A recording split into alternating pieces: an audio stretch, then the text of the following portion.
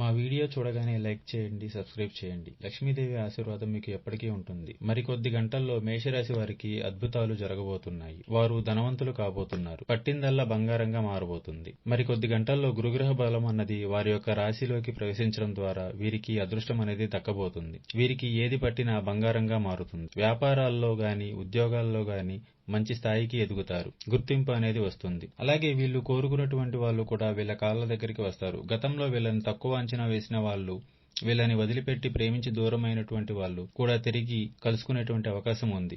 అలాగే ఈ రాశిలో ఉన్నటువంటి వారికి అప్పులన్నీ తీరి రావాల్సిన డబ్బులన్నీ తిరిగి వస్తాయి. ఇంకా ఇంకా ఎదుగుతూ అభివృద్ధి అవుతూ మంచి స్థాయికి ఈ రాశి రాబోతుంది.